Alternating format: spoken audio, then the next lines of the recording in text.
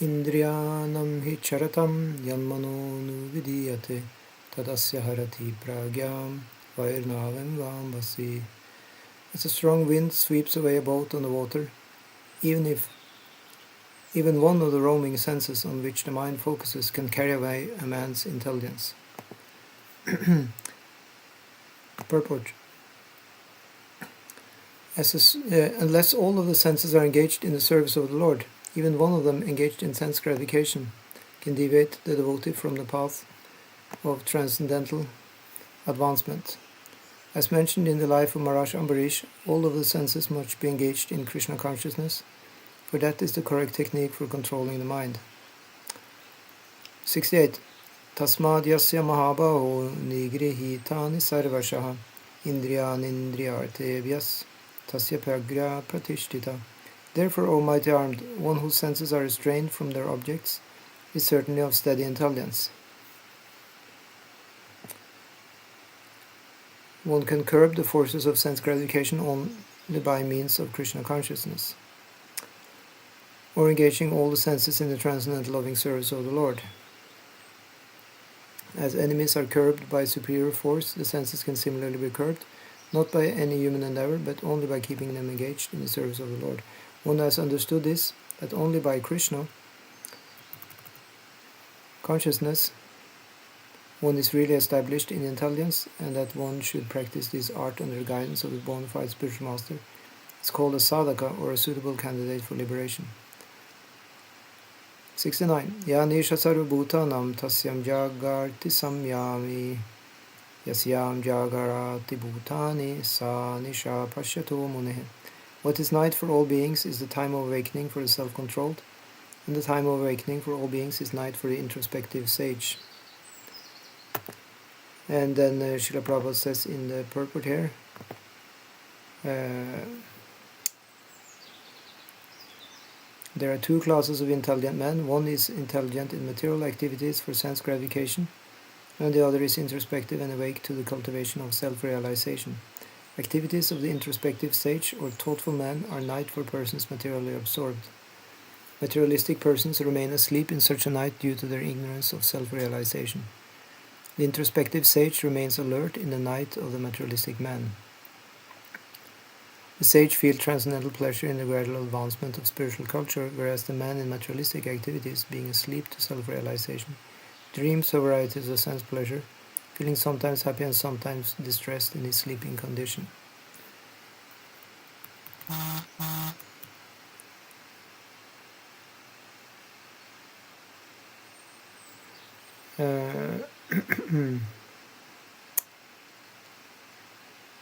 Okay, so just a minute here.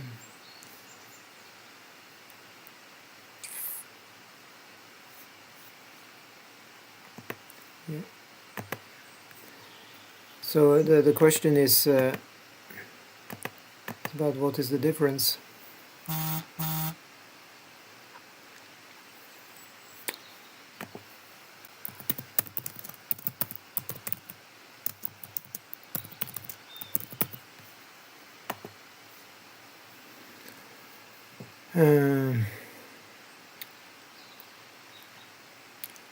So you have an introspective man and you have a self-controlled man.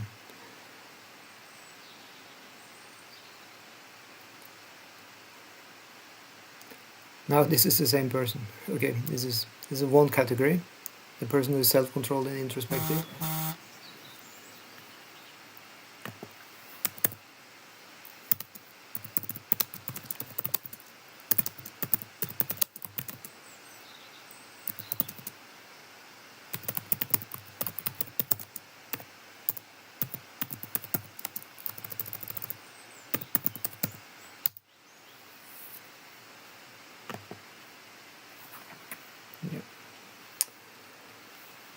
So who is the other person? That is all of us.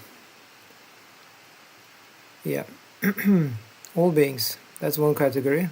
And then you have the self-controlled introspective stage is the other one. All beings are sleeping and the introspective self-controlled sage is awake. all beings are awake, and then it's time for the self-controlled introspective sage to sleep. Yeah. So when are everybody awake? I mean, people in general, they are staying up until late at night.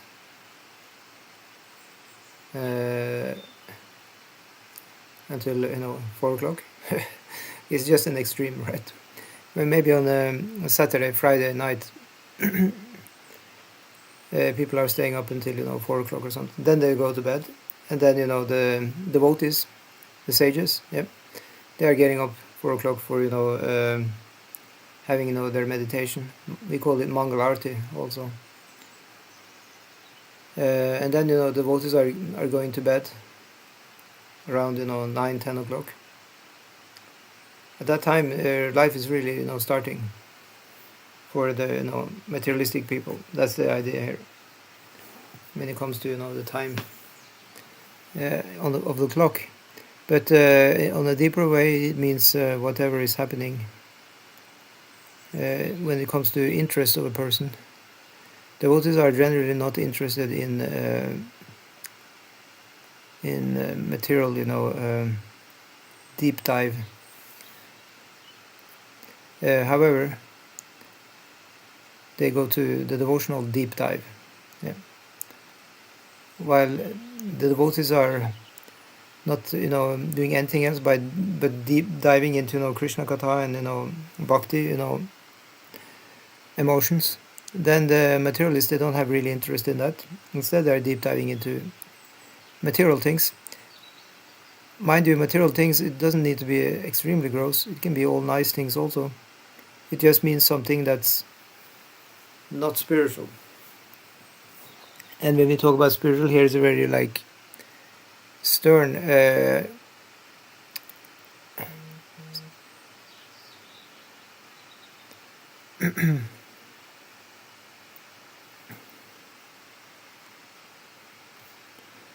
like that.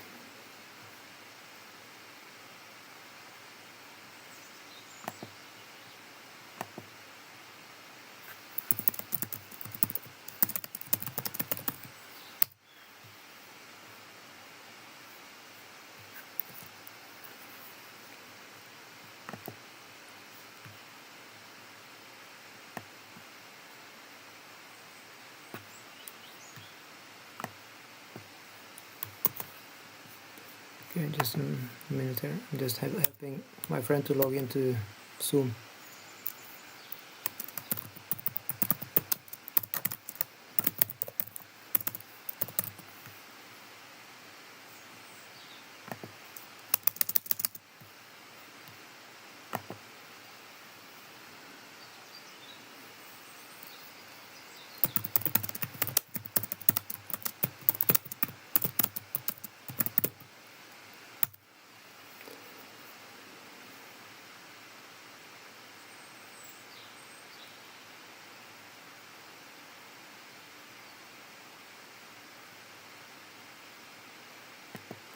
Okay, so let's see here. Just put out our YouTube streaming link here. There we go.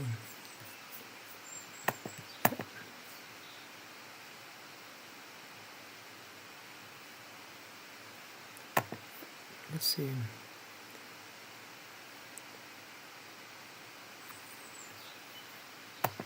Yeah, I'm sorry, I just have to give this to my friend. He wants to watch this.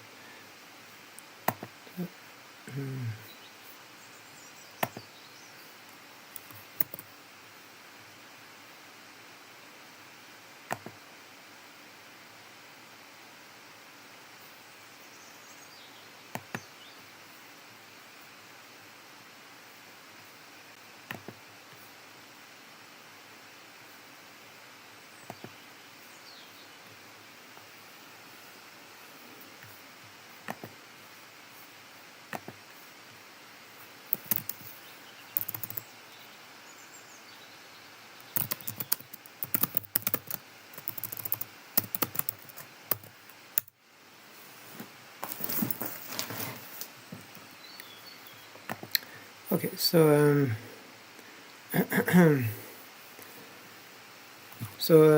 let's just go back again.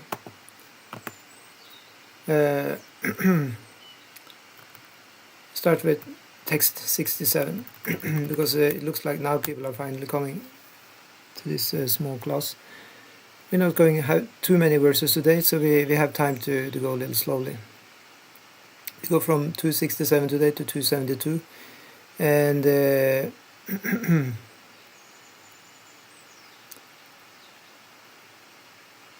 let's see, we'll wrap up after 272, because then we start on chapter 3. So we'll take the text. Indriyanam hi charatam yanmano no vidhiyate tat asya harati pragyam vairnavam ivam basi. As a strong wind sweeps away a boat on the water, even one of the roaming senses on which the mind focuses can carry away a man's intelligence. So the purport says, unless all of the senses are engaged in the service of the Lord, even one of them engaged in sense gratification can deviate the devotee from the path of transcendental advancement. As mentioned in the life of Maharaj Ambarish, all of the senses must be engaged in Krishna consciousness, for that is the correct technique for controlling the mind. I think Prabhupada mentioned Ambarish Maharaj before. Saivai Mana Krishna Padara Vindar Vachamsi Vaikuntha Ganana Varnane Karavahar Mandira Marajanadeshu Shrutim Chakararchuta Satkatodaya. He was using his mind to think about Krishna's katha. His hands was cleaning the temple. His nose was smelling the tulsi leaves offered on the lotus feet of the Lord. He used all of his senses. His eyes were, seeing the darshan of the deities. In that way, it is possible for a devotee to act on a high level. And text 68, Tasmat yasya mahabaho nigrihitani sarvashaha indriyan indriyartebhyas tasya pragya pratishtita. Therefore, O mighty armed, one whose senses are restrained from their objects is certainly of steady intelligence.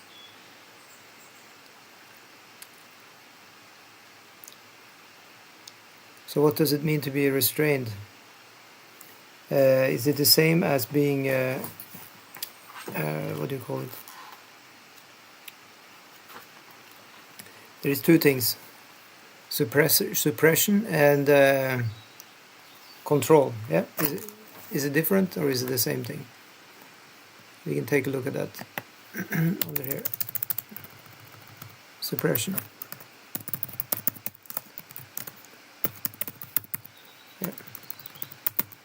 Yeah. I would assume that suppression would mean something like it's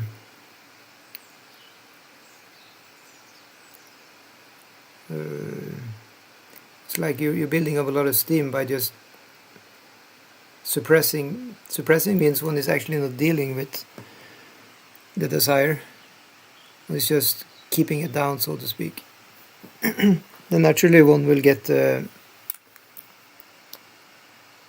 what do you call this thing?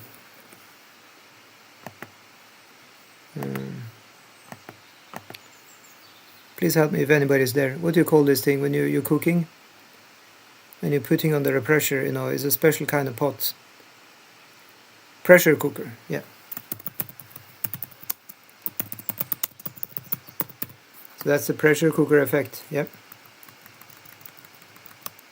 And then control, it will be having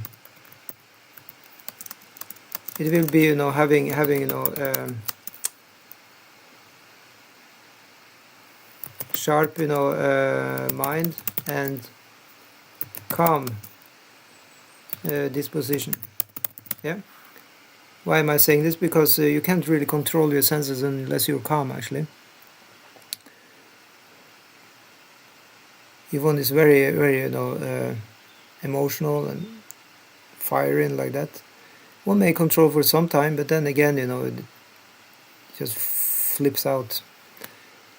So pressure cooker effect, suppression thing will be, rajas, tamas, passion, ignorance. The passion, ignorance way of doing it. Yep. And the other one would be, of course, then the sattvic. So that means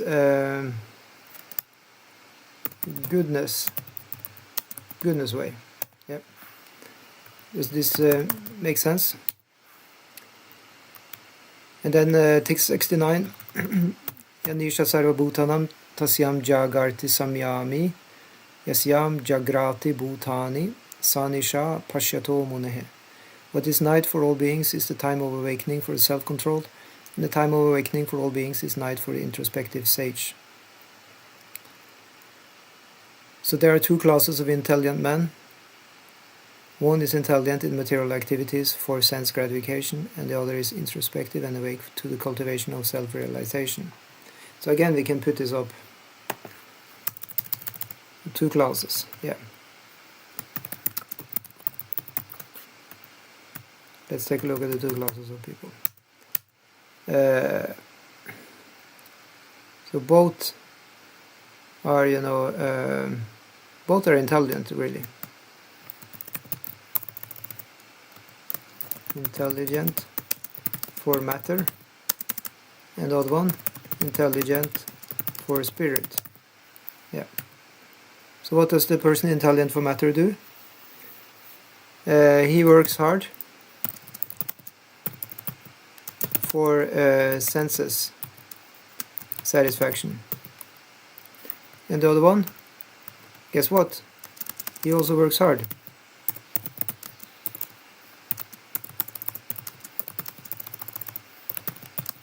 for,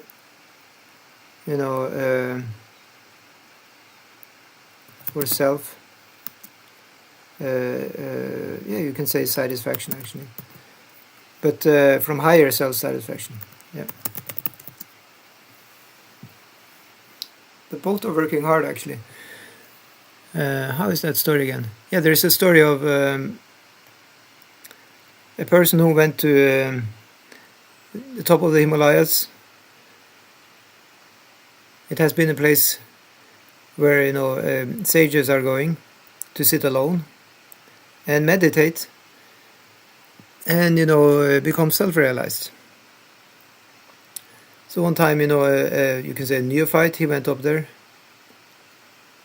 He was just sitting there. However, he looked, quite satisfied in himself. So you can say the visiting seeker, he asked him, how come you're just sitting there not working?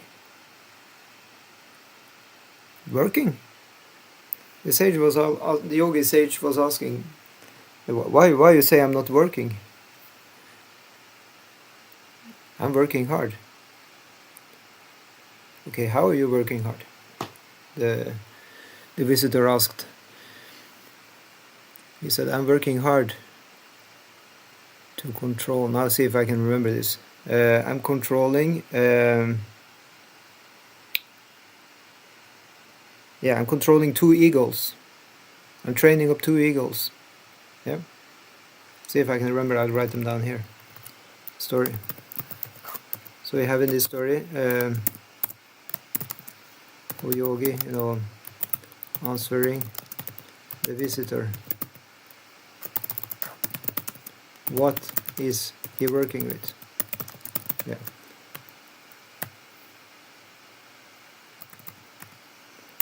So the yogi said, I'm working controlling 2 eagles and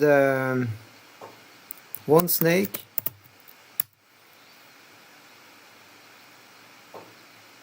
Please help me, anybody, if you heard the story. Why can't I remember?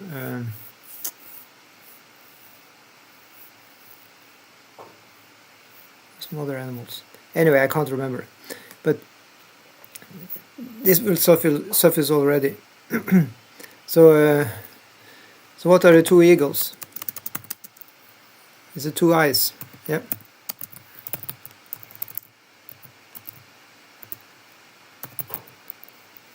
One snake is a tongue. Yeah. And he mentioned some other, animals like that. So in that way, he was actually working to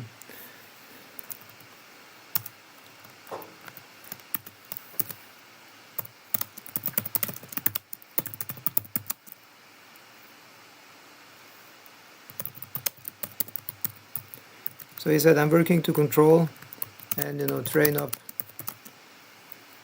these animals. Yeah. Or he said, just control these animals. Yeah. That means training up. Yeah. Working hard. Yeah. So it's hard work. He mentioned more animals, but anyway, we understand the story, right? It means we have to work hard. It is also working hard. It's actually, more important. Because higher self-satisfaction then would mean sense of satisfaction. What would that be? Or the one who is intelligent for working hard for matter. That intelligent working for matter, who is he pleasing? He's pleasing,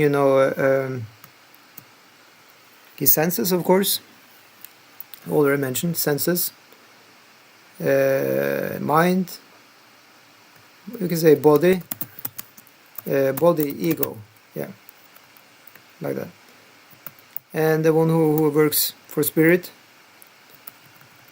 he really is not into pleasing the body, ego, but is into pleasing what? The spirit ego. Actually, we take that away. We just say Krishna, actually. You can say God. Yeah. God, Krishna. Yeah. In that way, we can include all the different, spiritual, religious denominations. Those are actually serious in the path. They work to, please God. And that has to be done by practicing yoga, or you can call it in another way a religion, and it includes also controlling one's senses, because otherwise these senses, you can say these animals, will demand to be pleased to such an extent the life, yeah, take over our life, yeah.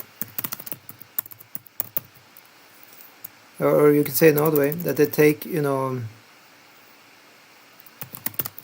us away from spiritual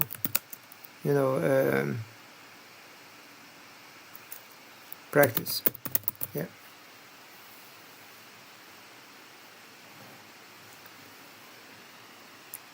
So this is the thing we learned when we had our book before. Maybe now it's 3 months ago.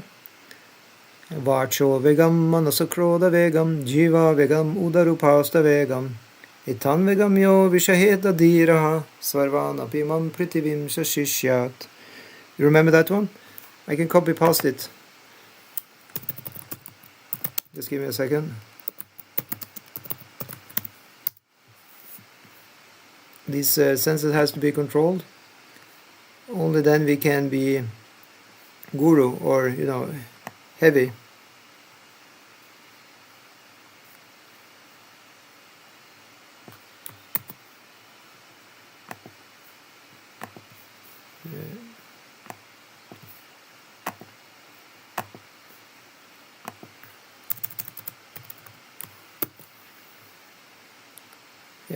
A sober person who can tolerate the urge to speak, the mind's demands, the actions of anger and the urges of the tongue, belly and genitals, is qualified to make disciples all over the world.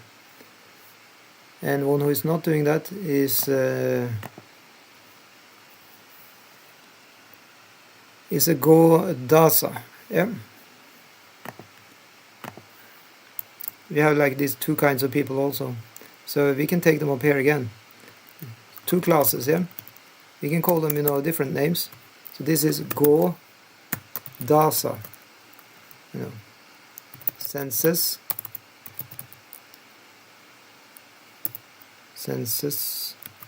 servant. Yeah. And then we have the other one, the Go Swami. So he's the senses master. Godasa and Goswami. Two classes of people. Then what about those in between? Well, it will be, you really only have two people. You have sadhaka, and then you have siddha. If you want to make life simple, you can just divide them into. So if you can take like that, this sadhaka is just one who is practicing to become siddha. Yeah, and the siddha is one who is already perfect, one who has reached perfection. So that way you can just then look at the Goswami as a siddha, and until one is a siddha, one is a sadhaka. Does it make sense? So now let's go on to the next verse. Text 70. Apuryamanam achala pratishtam samudramapa pravishanti yadvat tadvat kamayam pravishanti sarve sa shantim apnoti na kama kami. A person who is not disturbed by the incessant flow of desires that enters like rivers into the ocean, which is ever being filled but is always still, can alone achieve peace, and not the man who strives to satisfy such desires.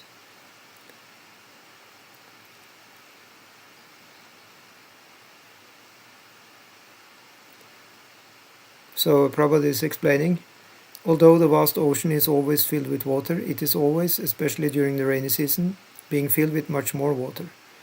But the ocean remains the same, steady, it is not agitated, nor does it cross beyond the limits of its brink. So still to this day I don't know what the brink is. I'm going to look it up.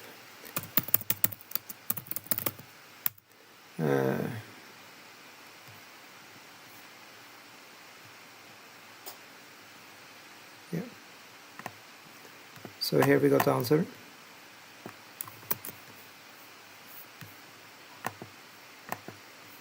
Brink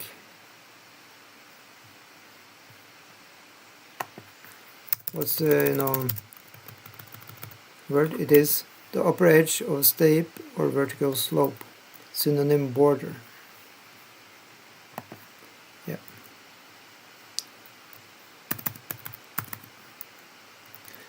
Okay, so let's read on. That is also true of a person fixed in Krishna consciousness. As long as one has the material body, the demands of the body for sense gratification will continue. The devotee, however, is not disturbed by such desires because of his fullness. A Krishna conscious man is not in need of anything because the Lord fulfills all his material necessities. Therefore he is like the ocean, always full in himself. Desires may come to him like the waters of the rivers that flow into the ocean, but he is steady in his activities, and is not even slightly disturbed by desires for sense gratification. That is the proof of a Krishna conscious man, one who has lost all inclinations for material sense gratification. All of the desires are present. Because he remains satisfied in the transcendental loving service of the Lord, he can remain steady like the ocean, and therefore enjoy full peace. Others, however, who want to fulfill desires even up to the limit of liberation, what to speak of material success, never attain peace. Okay, see if we can analyze what we just read.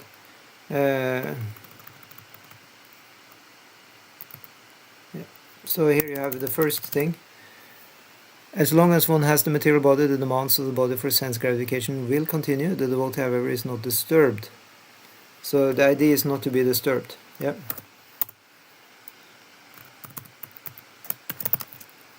The main thing is not to be disturbed.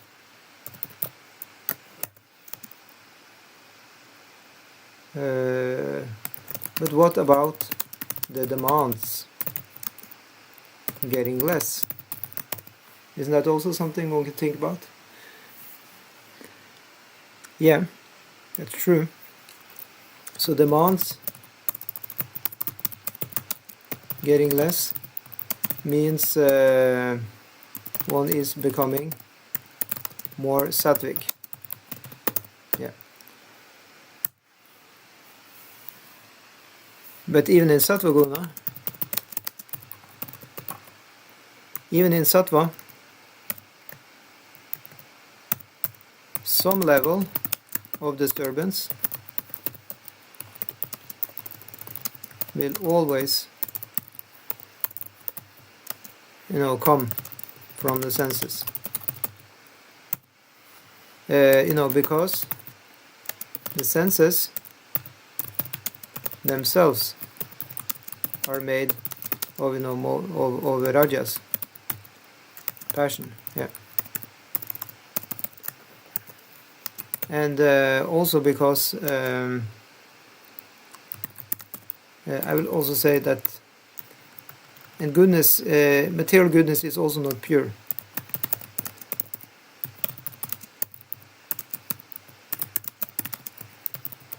Always tainted with passion and ignorance.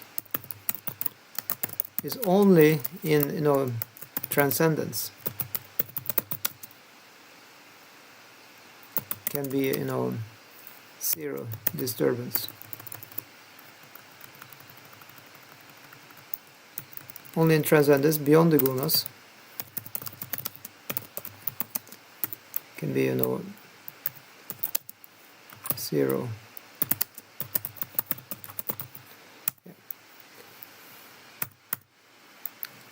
Otherwise,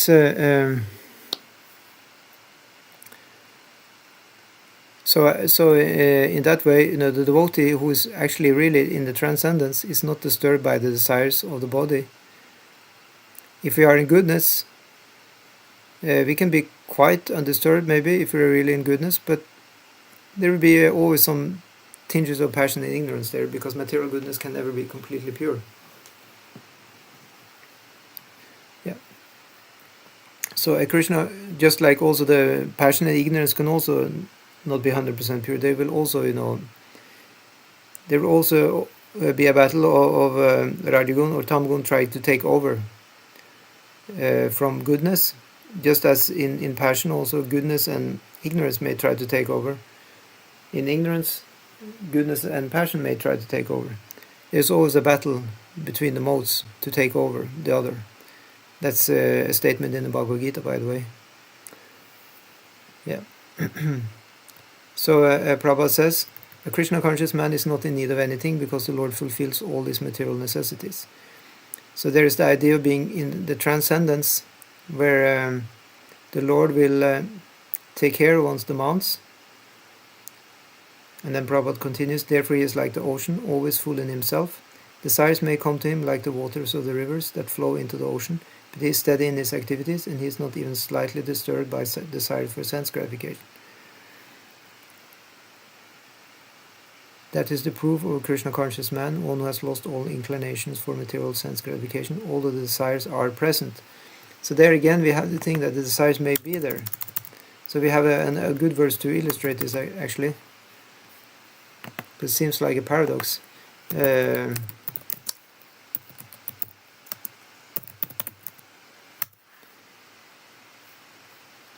Actually, we already had that verse before.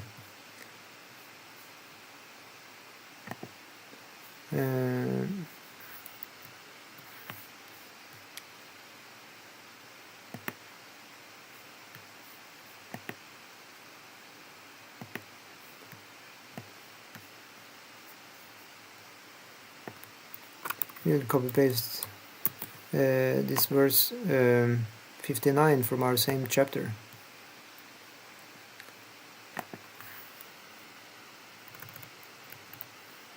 So we paste it in here. Take a look at that.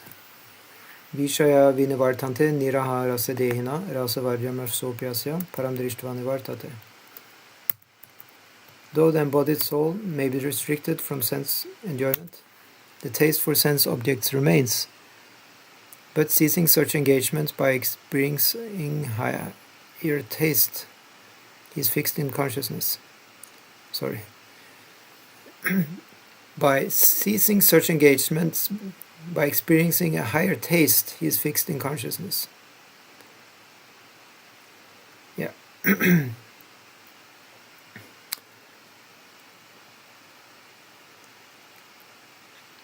So it's this word rasa varjam. It means the desires are still present.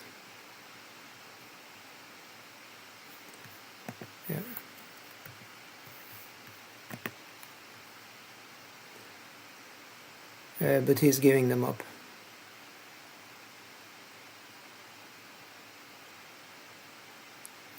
Yeah. The rasa varjam rasa api. Yeah.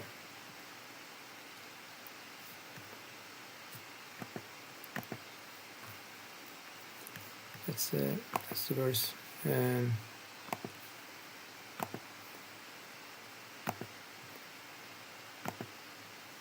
See here.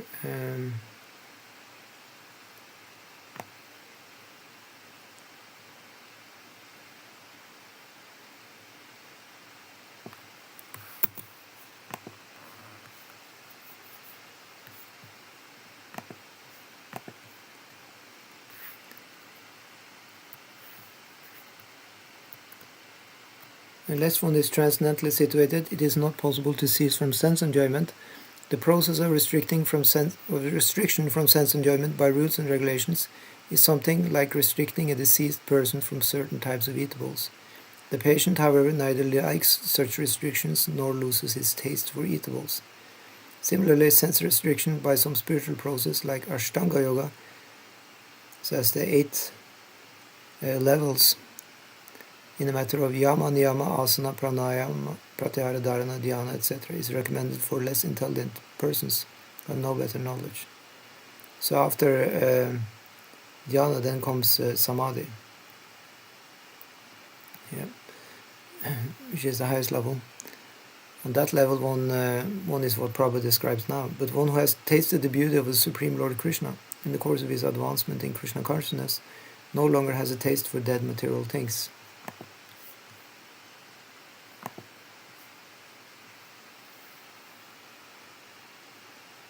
Therefore, restrictions are there for the less intelligent neophytes in the spiritual advancement of life, but such restrictions are only good until one actually has a taste for Krishna consciousness. When one is actually Krishna conscious, he automatically loses his taste for pale things. So it seems like when one is on that level, then one doesn't even need the restrictions because one doesn't have any taste for material things. Yeah. So rasa varjam, rasa apyasya. So here you have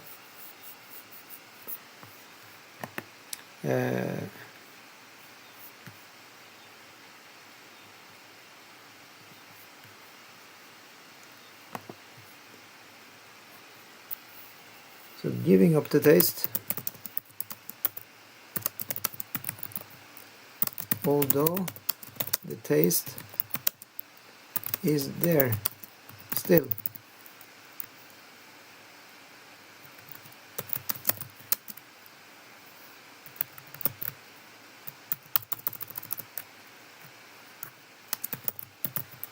Yeah. Or taste, sorry.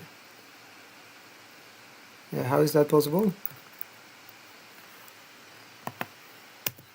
That's possible by Krishna consciousness. As we read here, because we remain, this is from the purport we are in now, of text 70, because he remains satisfied in the transcendental loving service of the Lord, he can remain steady like the ocean and therefore enjoy full peace. Others, however, who want to fulfill desires even up to the limit of liberation, or to speak of material success, never attain peace. So up to the brink of liberation, the border.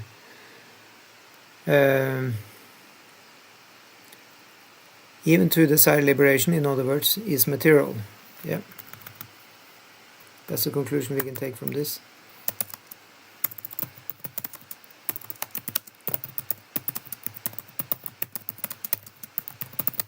Yeah.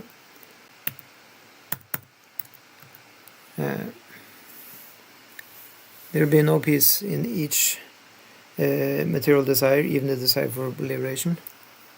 Bhukti mukti siddhi kami sakala ashanta. Yeah.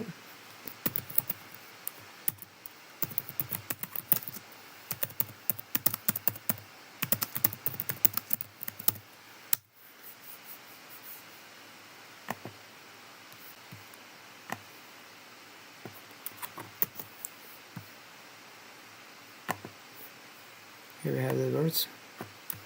Krishna Bhakta Nishkama Atavas Shanta Bhukti Mukti Siddhi Kame Sakala Ashanta. So Bhukti, that's the sense gratification. Mukti, liberation. Siddhi, it means perfection. Mystic perfection. Right.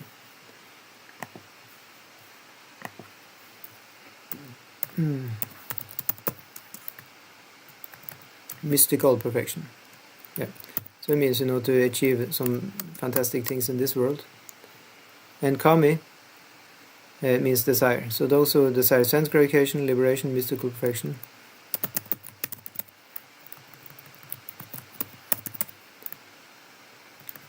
they're all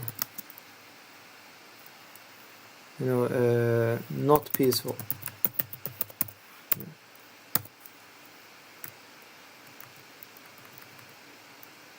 Or let's just say like that. All who desire sense gratification, liberation, mystical perfection, they are not peaceful. Who is peaceful? The Krishna Bhakta Nishkama Atavarshanta. The Krishna devotee is desireless, thus actually peaceful. Yeah, and there's a statement in the Mahabharata who says that the satisfaction of giving up, or let's say take it the other way, the satisfaction of attaining a desired object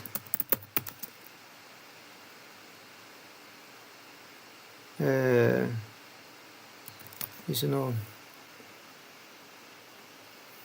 is not at all the same as the satisfaction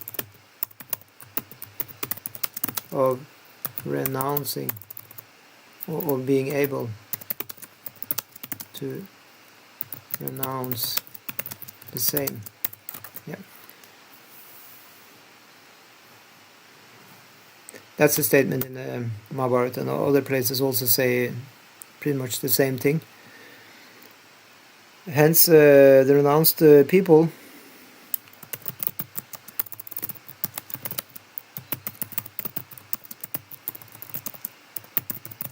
in spiritual culture, in Vaishnava spiritual culture, are considered more advanced. Yeah. So what are they called? Sannyasis. Yeah. Could be ordinary devotees also. Actually, sannyasis, they're called where you go? Yeah. There can be many people. Renunciation is inside. Yep, actually.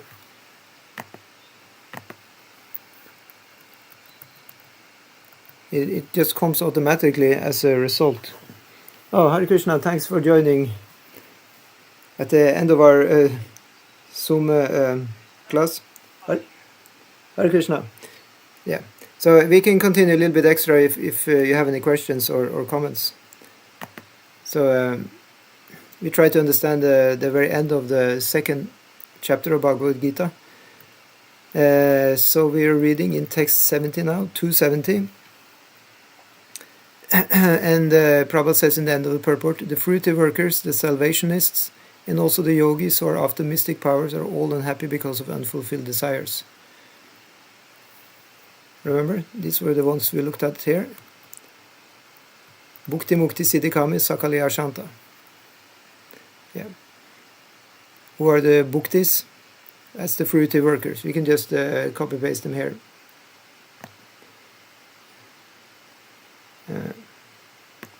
Let's see, I'll show you that this is what Prabhupada refers to actually. Bhukti. And Mukti, yeah, that's the salvationists. And the siddhis, that's the yogis who are after mystic powers. Yeah. So fruity work, just for understanding that. So fruity work means fruity work, yeah. It means work for sense gratification. Yeah. Very simply put. And another way you say fruitive, it means enjoying the fruits, yeah. Fruits of labor, yeah. Okay, so yeah, so the fruity workers, the salvationists, and also the yogis are after mystic powers are all unhappy because of unfulfilled desires. But wait a minute, don't they get the desires fulfilled? Don't the fruity workers actually get their fruits of their work? Don't you see them smiling and happy? And what about the salvationists? Don't you see them actually become liberated? What about the yogis? Don't you see them actually get mystical powers? And of course we don't see that. It's said that for yogis who work to get mystical cities, they can never make any advertisement to others about what they're doing. Forget about such a person having a YouTube channel.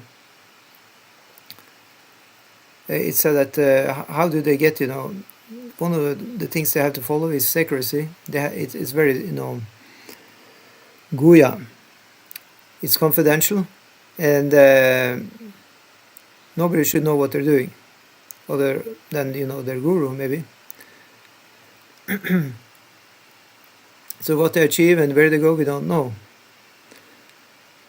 But wouldn't they be happy? Well, at least this verse in Chaitanya Charitamrita says that they actually are not 100% fulfilled in their desires, and that's why they're unhappy.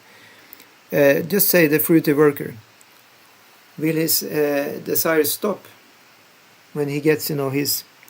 No, you see, anybody who's working, who is doing, material progress, they don't want to stop, they just want to develop. But then what about salvationists who get mukti, who get liberation? Well, it's explained that the liberation is actually also temporary. They may be for some time inactive, merged with Brahman, but the example has been given of the green bird who flies into the green tree. It may stay for some time and merge, you can say, with the green tree, but after some time it wants to be active again. So in that way it again seeks engagements, material engagements. So in other words, not completely merged, actually, has to be active. Maybe a few of them are able, but most of them, they actually still have a desire, because it's normal to have desires. The Bhakti Yogis, however, they don't stop the desires. They turn the desires towards Krishna and desire to be with Krishna, serve Krishna.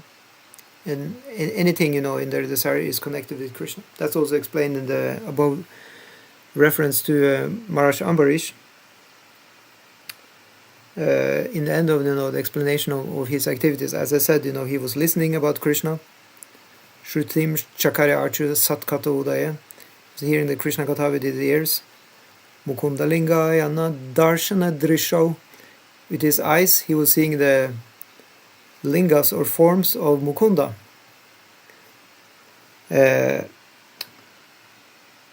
so on. With his tongue he was, tasting the prasadam. And it's also said there that his desires he engaged for desiring for the Lord. He engaged his desires in the desires of Krishna. Because Krishna has desires. He has a desire with the material world that people should be conscious of him. The highest consciousness is the advanced stage of feeling love for God. Yeah, called Bhagavat Priti or Krishna Priti. Priti means the great affection and love that devotees have for Krishna.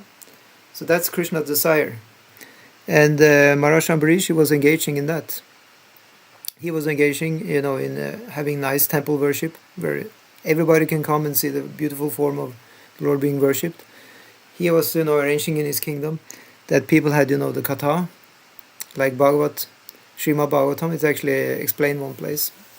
He was very fond of having the Krishna katha going on, and the Srimad Bhagavatam was the main book. So he used his desires in fulfilling the desires of the Lord. Yeah. So in that way, there is no material desires. Remember, Prabhupada is not saying the devotees of Krishna have no desires. He says they have no material desires. So then we can just insert here. It means only spiritual desires. Right? Okay, so let's get to text 71.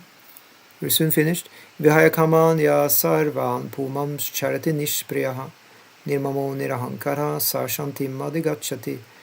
A person who has given up all desires for sense gratification, who lives free from desires, who has given up all sense of proprietorship and is devoid of false ego, he alone can attain real peace. Vihaya kamanya sarvan pumam charati nishpriyaha nirmamo nirahankaraha sa shantim adhigacchati. So he's a shanta. Yeah, you heard about Santa Claus, saint.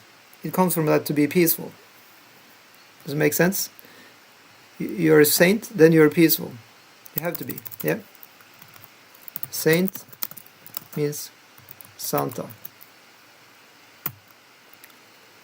And Vyaya Kaman Ya Sarvan. So all the kamas, the desires, they're given up. Sarvan.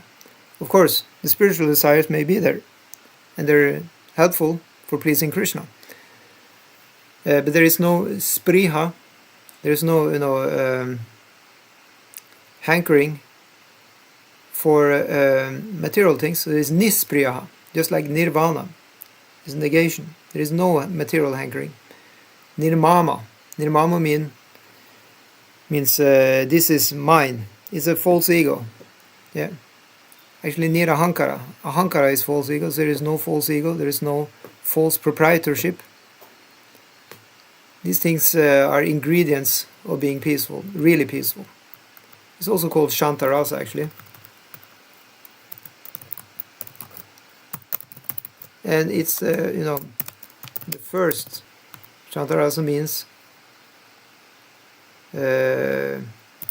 peacefulness, adoration, satisfaction, and awareness,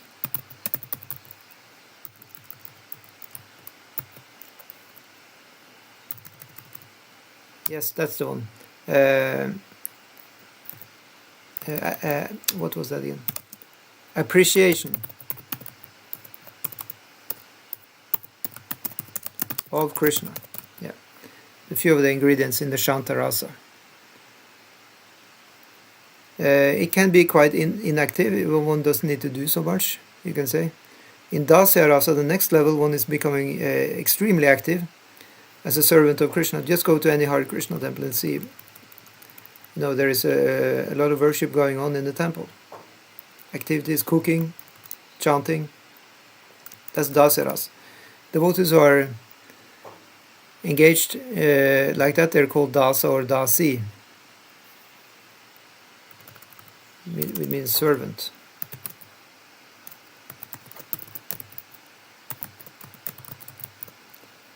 Yeah.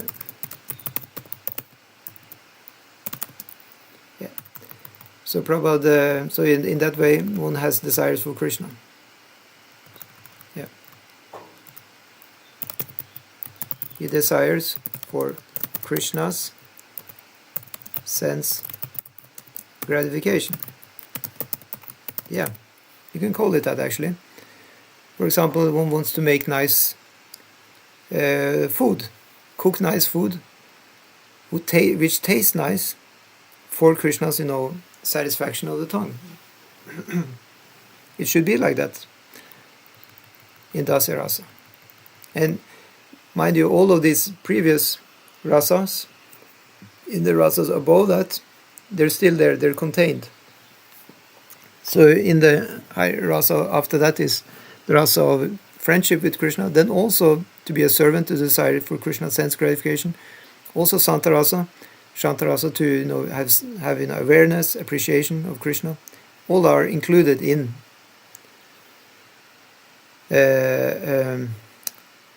Sakarasa. Yeah. So Prabhupada says here, to become desireless means not to desire anything for sense gratification. In other words, desire for becoming Krishna conscious is actually desirelessness. So that's just what we have talked about for a while now. To understand one's actual position as the eternal servitor of Krishna, without falsely claiming this material body to be oneself and without falsely claiming proprietorship over anything in the world, is the perfect stage of Krishna consciousness. One is situated in this perfect stage, knows that because Krishna is the proprietor of everything, everything must be used for the satisfaction of Krishna. Arjuna did not want to fight for his own sense satisfaction, but when he became fully Krishna conscious, he fought because Krishna wanted him to fight. For himself there was no desire to fight, but for Krishna the same Arjuna fought to his best ability. Real desirelessness is desire for the satisfaction of Krishna, not an artificial attempt to abolish desires.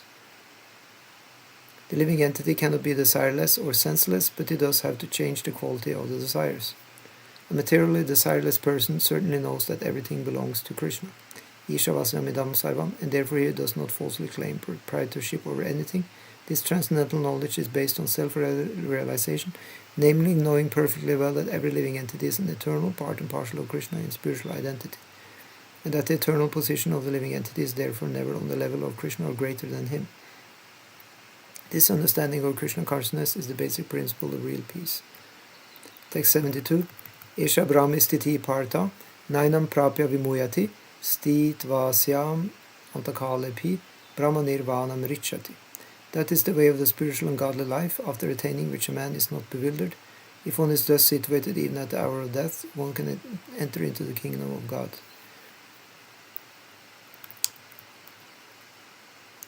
Yes, so Prabhupada says, one can attain Krishna consciousness or divine life at once, within a second, or one may not attain such a state of life even after millions of births.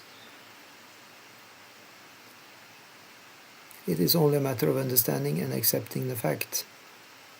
Katvanga Maharaj attained this state of life just a few minutes before his death by surrendering unto Krishna. Nirvana means ending the process of materialistic life.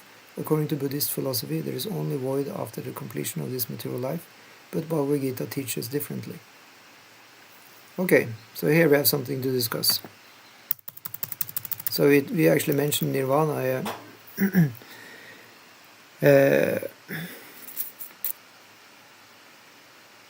But we have, Nirmama and Nirahankara.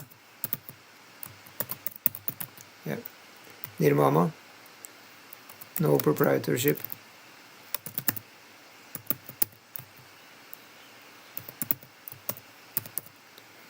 no false ego. Yeah.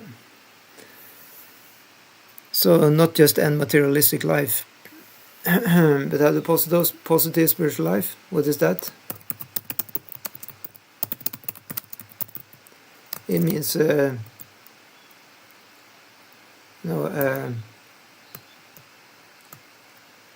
Krishnera Nitya Dasa. Yeah.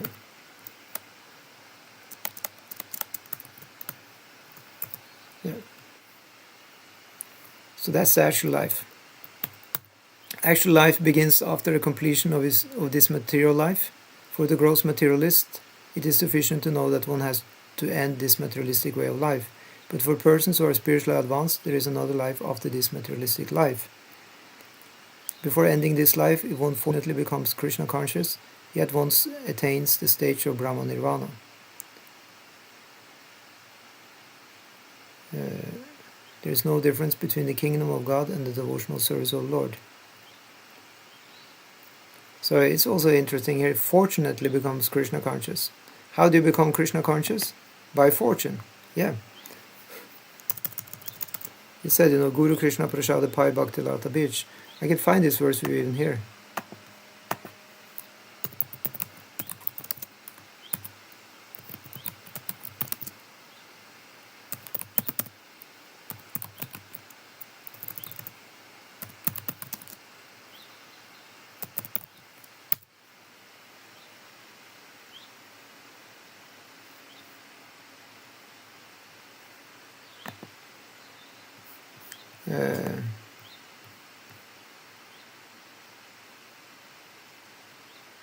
Here it is.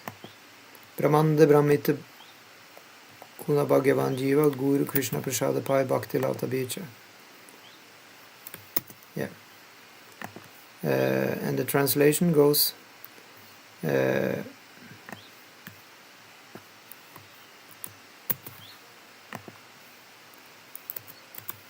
according to their karma, all living entities are wandering throughout the entire universe.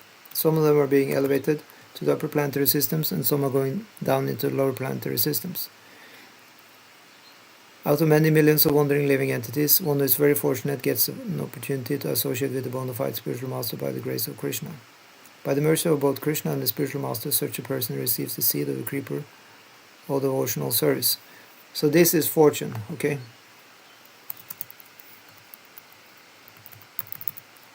The definition of fortune.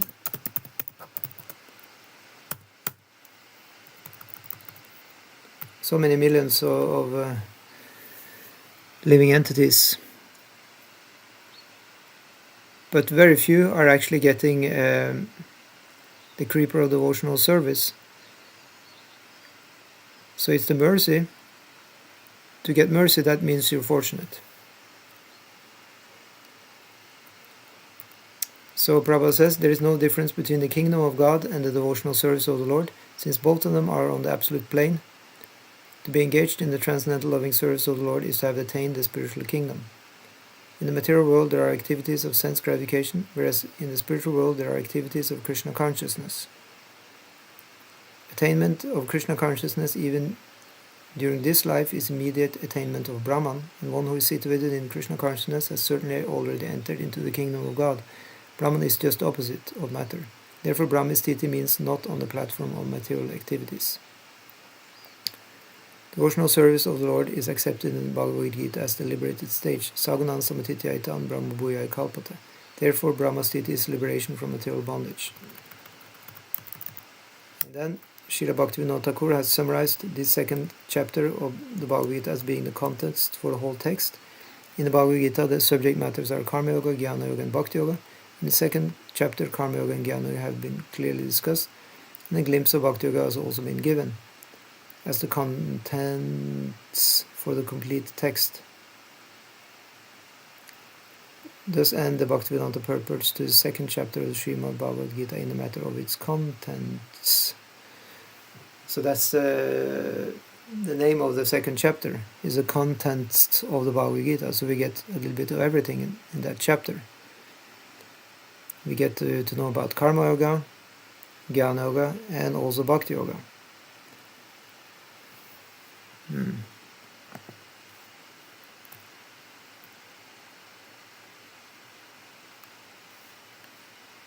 So how can we become so fortunate?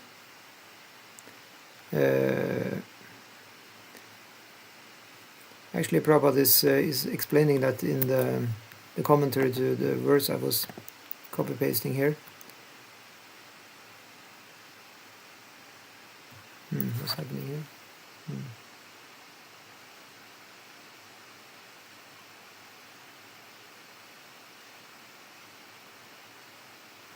Yeah. So we'll put that in here.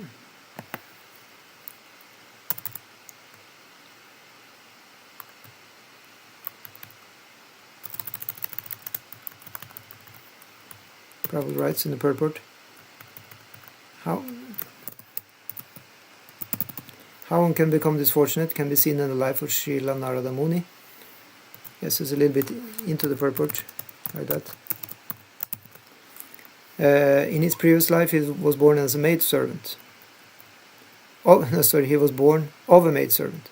Although he was not born in a prestigious position, his mother was fortunately engaged in rendering service to some Vaishnavas.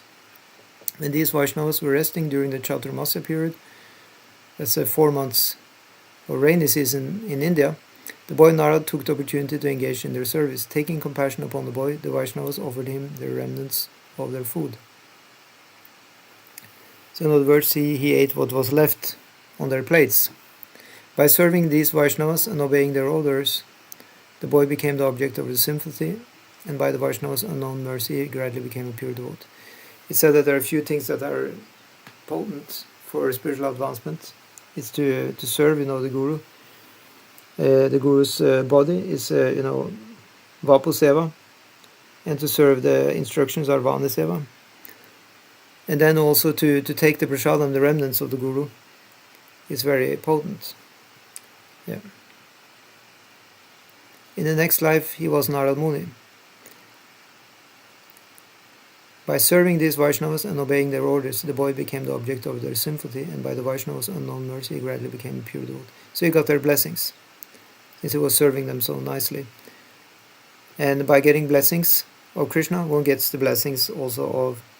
by getting the blessings of Guru, one gets the blessings of Krishna. And actually, to get the blessings of Guru is also coming by the blessing of Krishna. So that's why it said Guru Krishna Prasada Pai. Their blessings in cooperation, you can say, that is the blessing for the jiva, or the spirit soul in the material world who wants to be liberated. Actually, higher than liberation, who wants to become a devotee. So, in the next life, he was Narad Muni, the most exalted of Vaishnavas and the most important Guru and Acharya of Vaishnavas. So that Narad Muni is the incarnation of the Bhakti Shakti of the Lord. Following in the footsteps of Narad Muni, this Krishna consciousness movement is rendering service to humanity by giving everyone a chance to come in contact with Krishna. If one is fortunate, he becomes intimately related with this movement. Then by the grace of Krishna, one's life becomes successful. Everyone has dormant Krishna Bhakti, love for Krishna, and in the association of good devotees, that love is revealed. As stated in the Chaitanya Charitamrita, Nitya Siddha Krishna Prema Sadhya Kavunai, Shravanadi Shuddha Chittakara Udai. Dormant devotional service to Krishna is within everyone. Simply by associating with devotees, hearing their good instructions, and chanting the Hare Krishna mantra, dormant love for Krishna is awakened. In this way, one acquires the seed of devotional service. Guru Krishna Prasada Pai Bhakti Lata Bij. So we'll stop there. Thank you so much. Srila Prabhupada Ki Jai.